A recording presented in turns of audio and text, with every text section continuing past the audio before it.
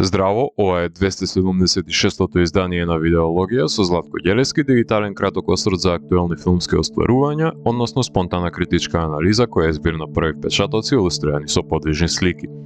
На денешниот репертоар е реалити од Тина Сатер, во кој станува збор за 25-годишната реалити уинер, глумена од Сидни Суини, лингвист во Air Force која што доаѓа до информации за инволвирање на руските хакери во изборот на американскиот претседател во 2016 година, документи кои таа ги споделува со новинарите кои стануваат јавни, чин поради кој таа е посетена од агентите на FBI во низиниот дом, кај што ја испрашуваат за да изнудат од неа сведоштва дека го има извршено предавството како основа за низиното уапсување. Джош Хамилтон и Мершан Дейвис, убедливо и глумат агентите Герик и Тейлор, кои кога се представуваат, соопштуваат дека ја испрашуваат реалити за неовластено објавување на документи во јавноста, а реалити глуми на почетокот дека не ни знае за што станува збор, затоа што таа е само обична девојка која поседува куче, која не сака мажи и мачка која се крие под креветот, загрижена дали ќе може да го добие мобилниот назад за музиката за јога која употребува на часовите и да не заборавам собственичка е обвинетата за шпионажа на 2 пушки и 1 пиштол во домот.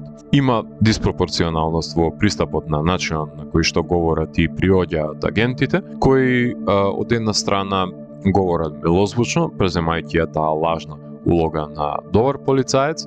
прибрано, а погледот им шета во околината, на готовност се од нагло движење на реалити, стравувајќи од нејзин евентуален обид за бегство. Таа нивна дискрепанца дополнително фрла бензин на пламенот на исчекувањето, кој се наголемува со секој нов паркиран автомобил на агентите на FBI на улицата, правејќи ја реалити повознемирана, не баре сведочи на собирот на птиците на Хичкок. Реалити е доближена до зидот во собата за испрашување и во секој случај двопланот на агентите делува заканувачки на синглките на Сидни, која своевидно е приклечена над зидот, фатена во тесно во сопствениот дом во кој што се обидува да се придвижи, во соба во која не ни сака да престојува, во која не ни има столчиња за седење. Зборот волонтерски често се фрла наоколу во филмот, и е најдалеку што може од својата означеност и суштина, но е една од тактиките за испрашување која ја применуваат агентите, зачинувајќи го впечатливото одбивање на диалогот, кој миговно добива надреални димензии и најситните суптилности се ставени под лупа. Мотивацијата за шпионскиот чин на реалити, причината која се дојде агентите да ја дознаат, Сидни од една страна ја глуми како небрежна и невнимателна постапка, наивно сметајќи дека не била убедена дека ќе биде обелоденето нејзиното инволвирање од страна на медиумот, кој недоволно добро си ги штити своите избори,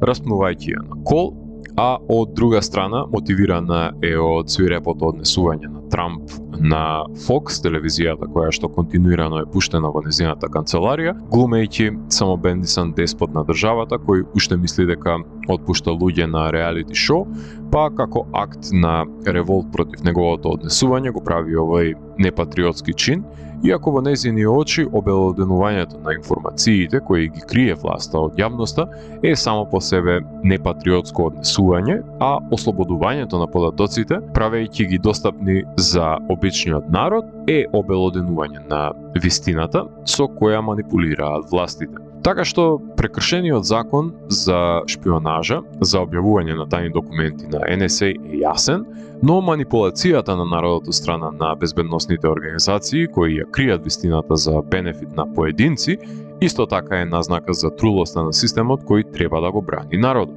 Сигурно нема да го заштити со криење на вистината. Не е до толку малоумен американскиот народ како што властите сакаат да го представат. Ако под лаконската премиса бараме символика со која ќе може да се даде до знаење на ликот на реалити, зад фасадата која ја глуми во светот дека е наивна и невина американка од предградието која никому не му штетила, тогаш да ја земеме предвид лепенката на аниме ликот на фрижидерот кој го поседува Винер од првиот филм на Гибли, односно еколошкиот Наусика of the Valley of the Wind од 1984 година, поистоветувајќи се со медијаторот на мирот, која се обидува да ја запре војната во самото аниме и да ја заштити пред се природата. Не смее да остане неспомнати постерот на EFI над зидот, чиј што последен албум е прилично добар и неколку врамени фотографии на Битлси. Реалити е најдобар доказ дека денешните филмови нема потреба да траат 2,5 сати, ако ги работат автори кои умеат да прераскажат концизна приказна за експедитивни 82 минути, како што е случајот со овој филм. Секако дека тематски може да се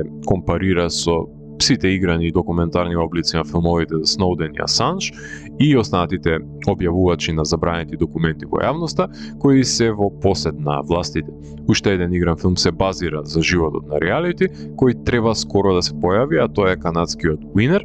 во кој Емилија Джонс ќе ја глуми реалити. Актерката Сидни Суини, која што светот ја запозна преку соголениот лик од одличната ТВ серија Еуфорија, која за прв пат јас ја погледнав во незиното прво појавување на филм во Zombies of Mass Destruction, филм за кој го интервјуирав режисерот Хамедани, најпрво Сидни во сериите The Handmaid's Tale, Sharp Objects и The White Lotus, а потоа и во играните филмови Clementine Nocturne и еротскиот The Voyeurs, се обидува да докаже дека може да носи филм на својот грб и способна е да глуми различен тип на ликови, што го докажува со незината резигнирана експресија во почетокот на филмот, доловувајќи ја наивната личност која само сака да се грижи за домашните миленици и да биде јога и кросфит тренер, меѓутоа исто така успешно ја прави трансформацијата во ликот, кој нема каде да бега кога агентите ќе ја обелоденат намерата за нивното доаѓање и незината ангажирана постапка против државата.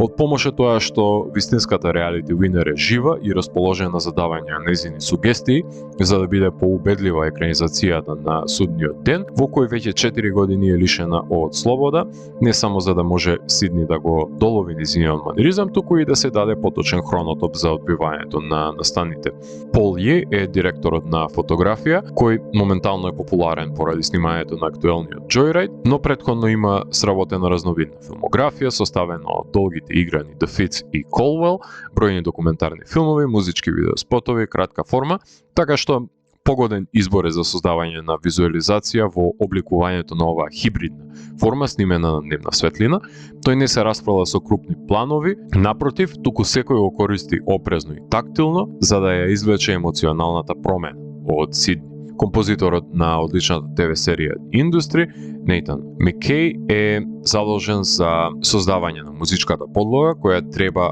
од една страна да го потенцира неискажливото кај реалити, меѓутоа позначајното задолжение е да ја подгрее тензијата на драматуршко рамниште со неговите синтови, засилувајќи го исчекувањето во напнатите сцени.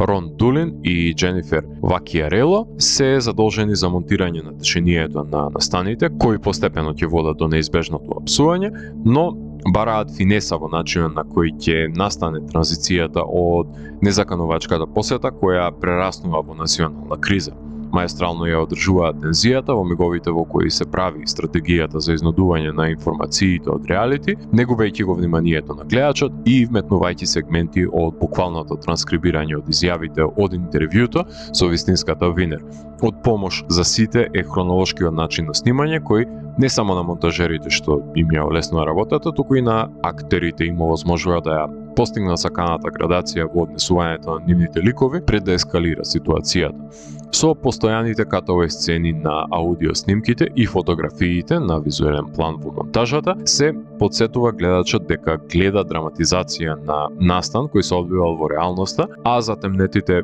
податоци од документите кои се редактирани, кога се напоменуваат, се решени со бришење на луѓето кои ги спомнуваат, решение кое дополнително ја акцентира тензичноста на креативен начин. Режисерката Тина Сатер најпрвен ги адаптираше транскриптите од испрашувањето на Winner во облик на оф-Бродвеј театарската пиеса на представата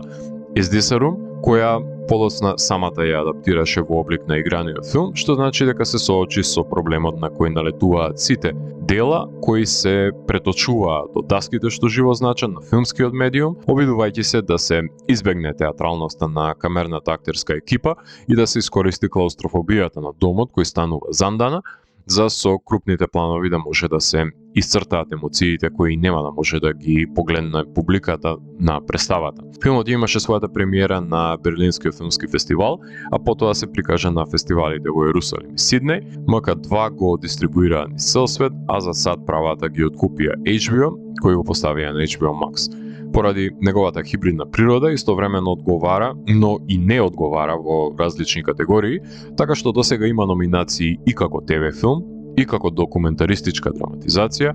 а всушност е независен филм кој имаше среќа да им се допадне на кабелските дистрибутери и да го лапнат на фестивалот од категорија. Колку и да е од полза затворањето на камерната екипа во спалната соба, убеден сум дека овој ригиден и минималистички пристап на кој е сведен филмот на неговите коски може да биде доволно катарзичен за гледачи на кои ќе им изгледа статично филмот, со очекувања за некаква бомбастичност на која никогаш не цели ова дело. Иако на хартија би делувал како краток филм со оглед на краткото сиже, тензијата и притисокот кој се врши врз реалити, мислам дека е потребно во тоа едночасовно постепено интензивирано испрашување да дојде до површина за да се долови поефективно кршењето на низиниот лик. Филм во кој не е искористената спална просторија од домот на реалити Винер се престорува во канцеларија за испрашување на шпион, која ги предава државните тајни на медиумите со цел да го обзнани народот кој дреме во незнаење за задкулисните игри кои ги играат кројачите на неговата судбина. Лик кој во очи на законот е предавник, но во очи на народот е борец за правото на вистина. Ако морам да го еволуирам, тогаш реалити од мене има 4 од 5. Доколку ви се допадна 276-тото издание на дигиталната архива Видеологија, лајкувајте го видеото, споделете го и следете го каналот. Последнете и поснатите рецензии на виртуелната полица. Ви благодарам за вниманието. Поздрав!